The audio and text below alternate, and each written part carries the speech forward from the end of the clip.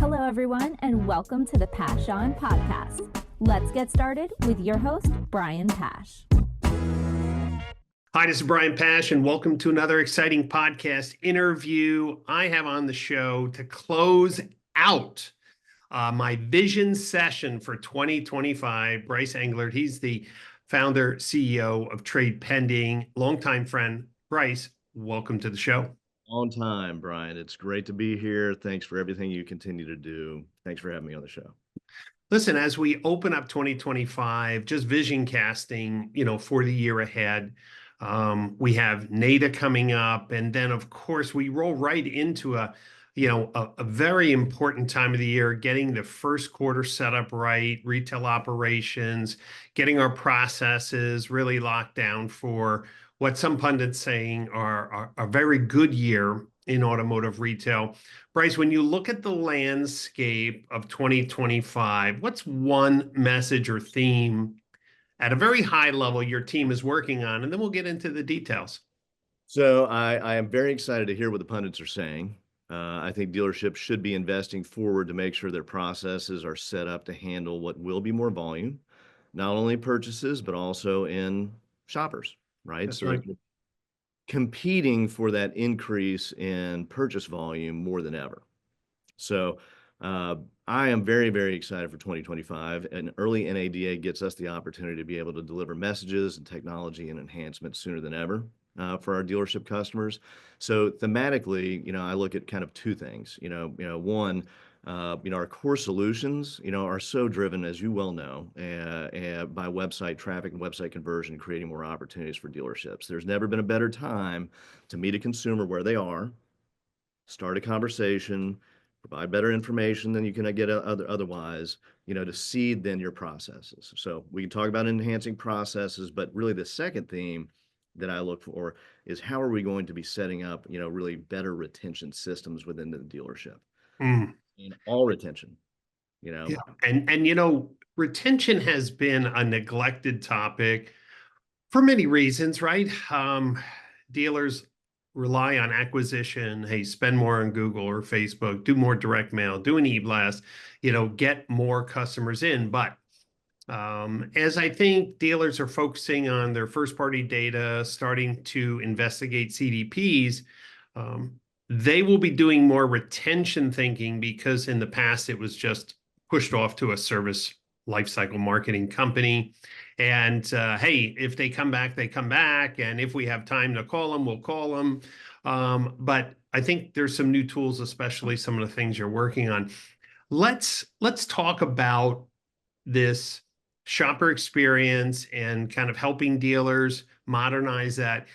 Most consumers have a car. When they come to a dealer's website, they are interested in knowing first, I think, what can they afford? They maybe have an idea of what their payment is. So they need to know what their car is worth and how does that translate into a payment.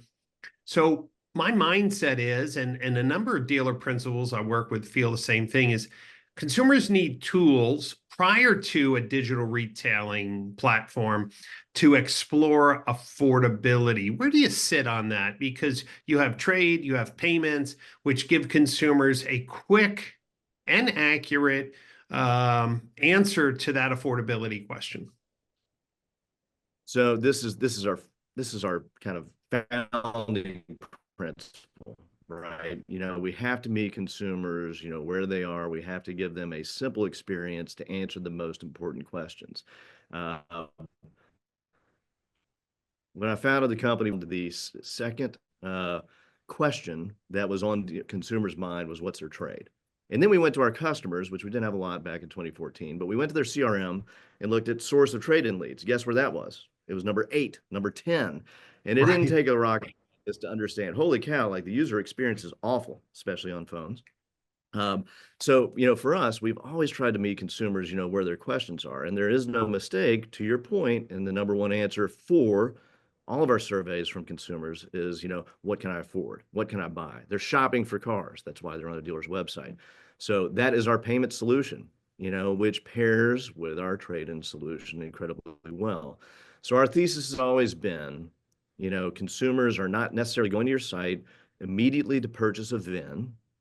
They're going to your site to perform research, give them something different than they can get at other sites, give them something that is relevant and accurate, and let's capture their information and their behavior, and let's share that with dealerships so they can be even more efficient with their ad dollars, as well as more efficient then with their follow-up activities, understanding what a consumer is doing before they ultimately are contacted.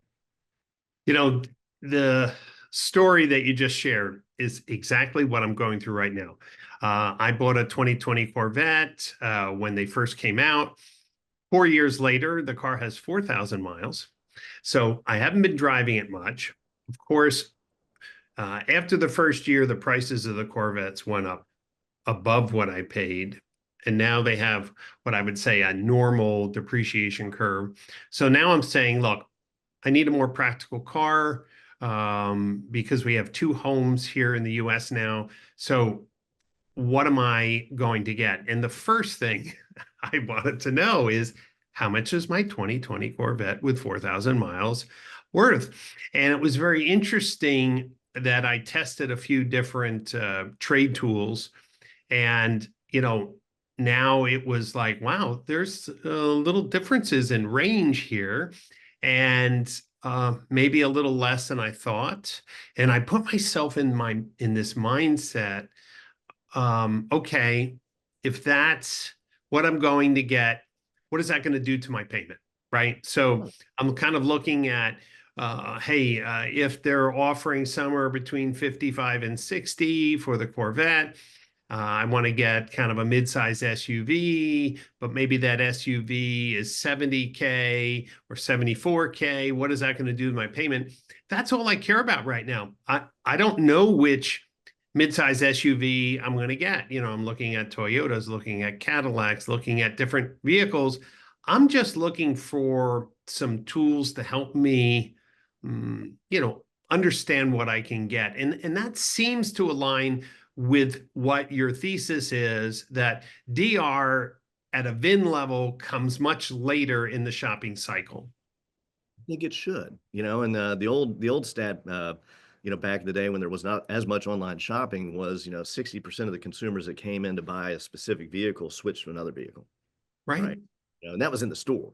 So why would that not happen on your website times 10, That's right.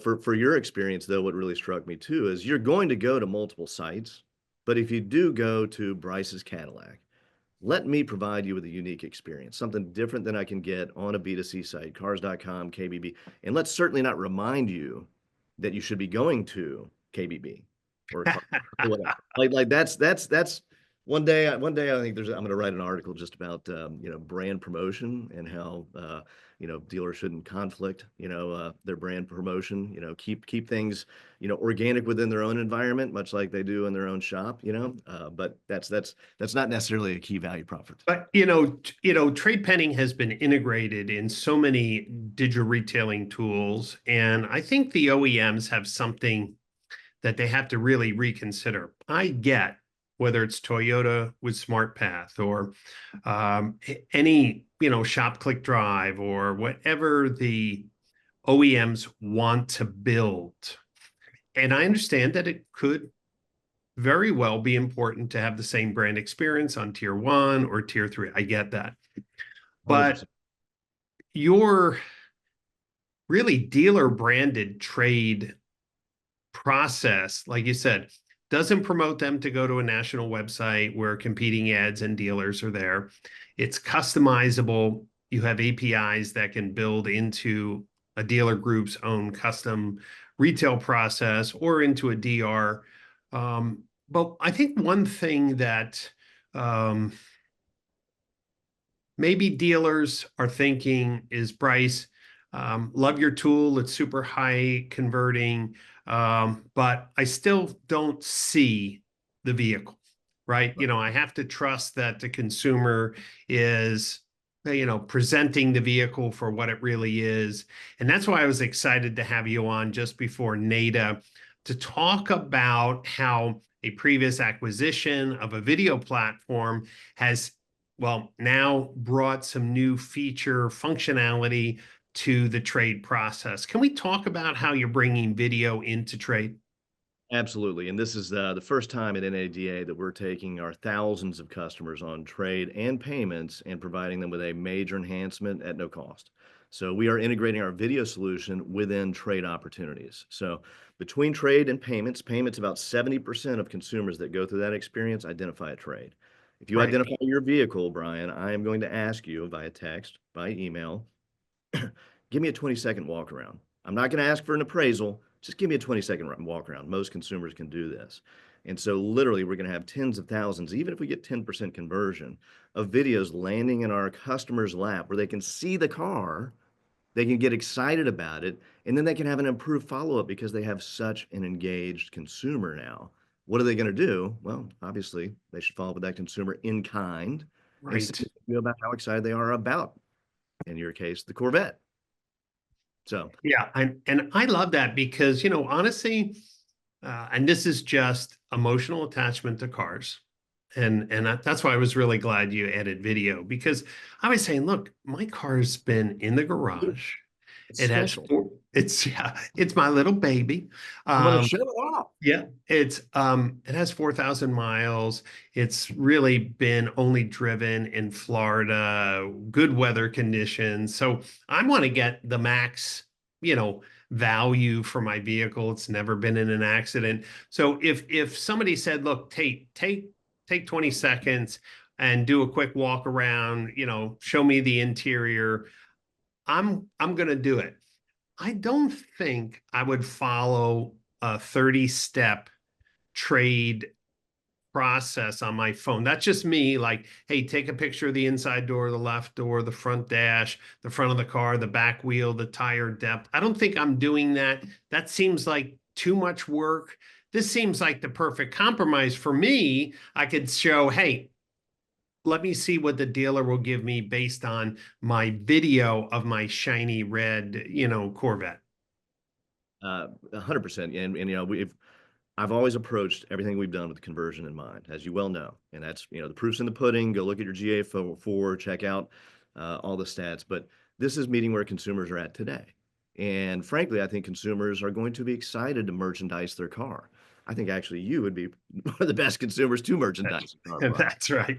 But think about the emotional engagement now that I have to be able to show off why I love the car, and, every consumer wants to sell, their car. And, oh, it's really bad. No, no one says it's in fair condition. They don't even know what that is. But I can Right. think about all the good things that I've just done. Put on new tires like 3 months ago, da, da, da, da, da. All these things are going to be pluses for the dealership to get excited and then, of course, get the car into the store and go through a formal and slow appraisal process. We've tested the 30-step process and things like that and understand very clearly at what stage consumers fall off. This is the best solution today to meet them where they're at, and it's included. We have almost 4,000 trade customers. They get that at NADA. We wanted them to come by our booth, let us show you how it works, so you're ready to go. We have almost 2,000 payment customers. They get this, as part of their solution. So I'm excited to help dealerships right out of the gates this year. To your point, it's going to be a big year. We're going to bring more information to them. Great opportunity. You Booth know, I think the video piece and the recommendation that you made, hey, respond back to them in video. Yep. I've interviewed folks at Co-Video. I've talked to dealers who use video in the CRM, and it's a strange thing. They always say there's one or two people in the dealership that do it well. And if the managers don't keep up with people, people don't use video. And I just want to say one thing to the dealers that are listening. Everyone's looking for a competitive edge. Prior to COVID, if you called a friend on FaceTime, it may have felt a little like, hey, like, why is he doing FaceTime? Today, I prefer only to do calls in FaceTime. I want to see the person, and I use WhatsApp a lot for my international friends.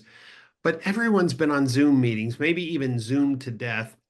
But one thing that we can definitely say is that when you send a video, you can feel emotion, intent, and focus. How many times you've been on a Zoom call and a dealer principal's on their phone the entire time, and Yep. your people are doing the demo, and you're like, man, that dude's not paying attention at all.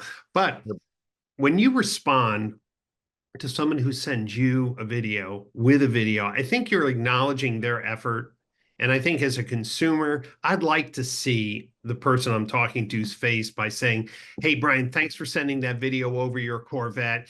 In fact, I love that color combination. That is awesome. And 4,000 miles, wow, that's a gem of a car. We'd love to get that in on trade, put that right on our showroom. If that comes back as a video, what type of experience does the consumer have? You know that they probably put in trade value somewhere else, just let's be clear, but you're the only one who responds in video. I think that could be a significant change of opportunities in 2025. You know, what you said with the challenges in the dealership and having consistent process, you know, those do exist. Those are improving. You know, as we share more data about the engagement rates and success rates, it is being used more. So dealers have to be seated with, hey, what's working? But here's a cool story. I had an electrician, this is about a year and a half ago, and very much inspired me to go down this whole video path as well. I had an electrician appointment. He had to, you know, put in something in my panel, and I got a text from, I think it's a nationally franchised company. And it was this gentleman who said, hey, I'm Bob. I'm your electrician. I should be there about 9 o'clock today. And, you know, the job's going to take about 2 hours. Please text me if you got any questions. Boom.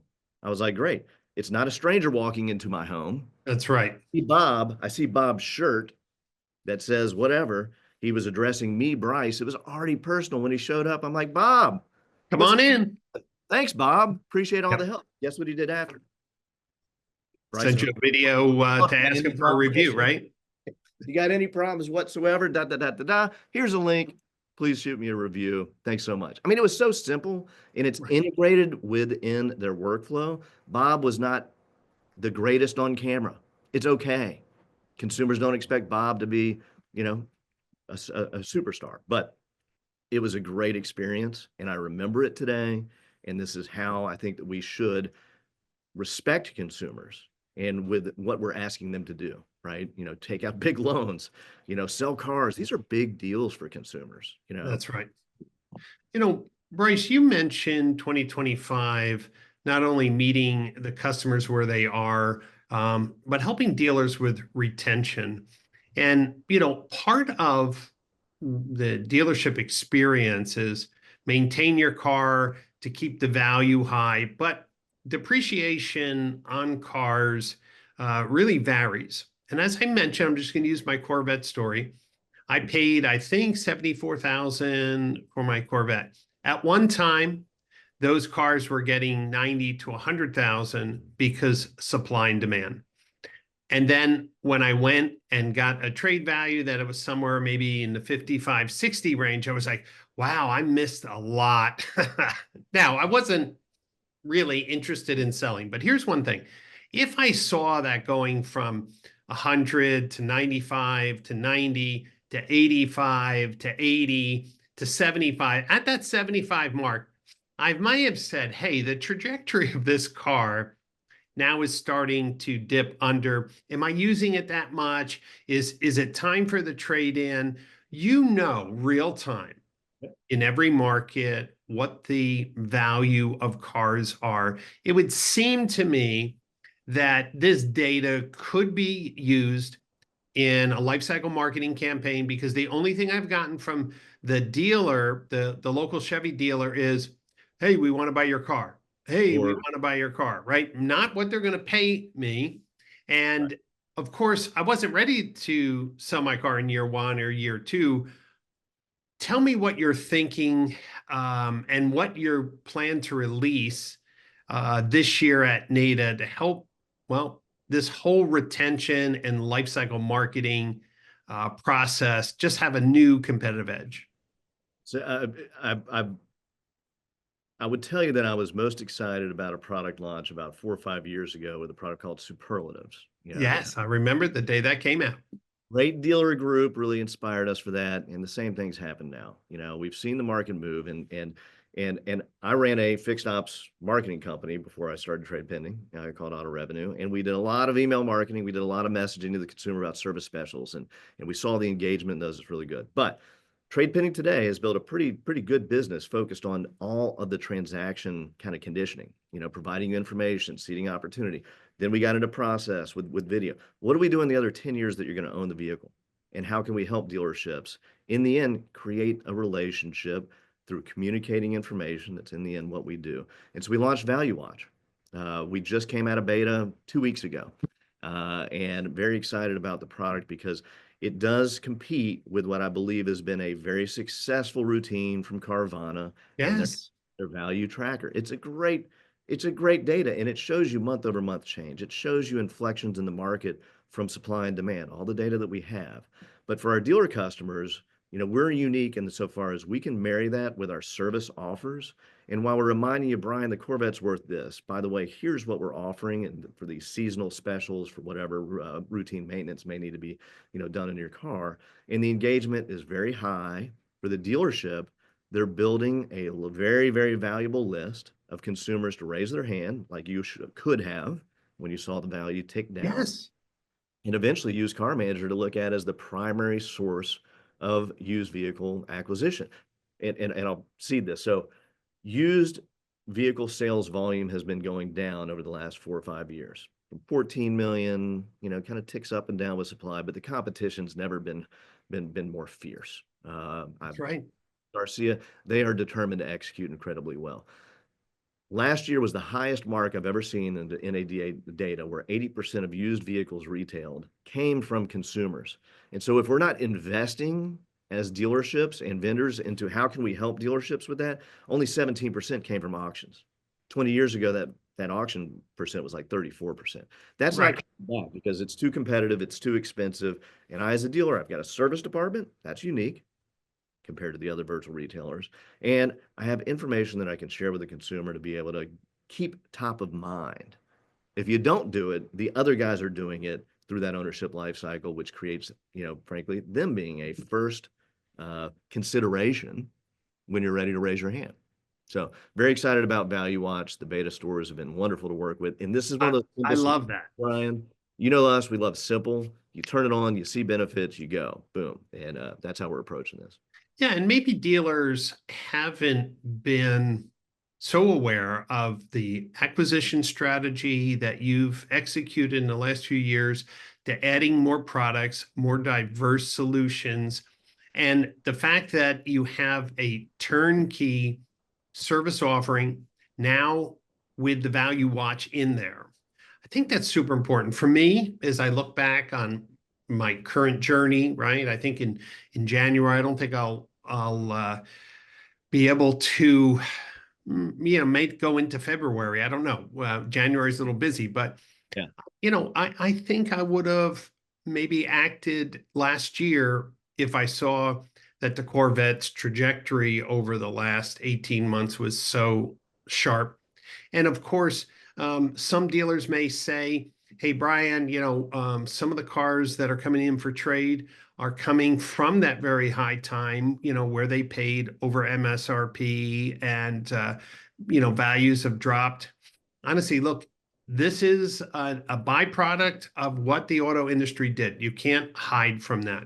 But I think if month after month, as you're providing service offers and you're showing the value of the vehicle, I think it takes the sting out a little bit as well.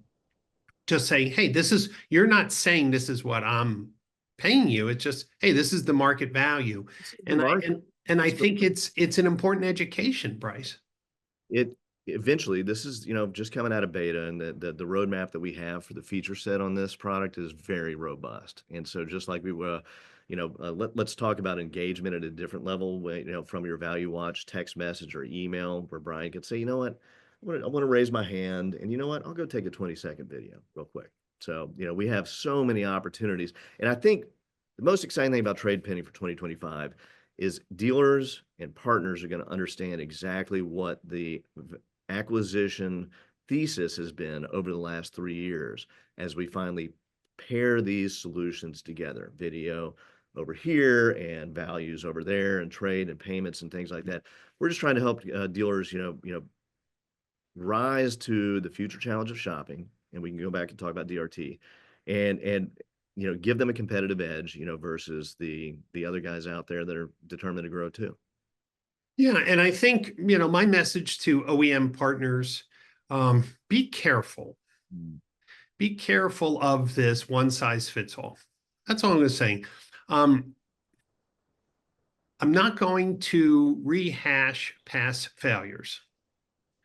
But, during COVID, Ford CEO said, hey, everyone is going to buy online. And, hey, you're going to have Mach-E dealers and only, certain dealers can sell electric vehicles. This was a mindset of they knew exactly what consumers wanted.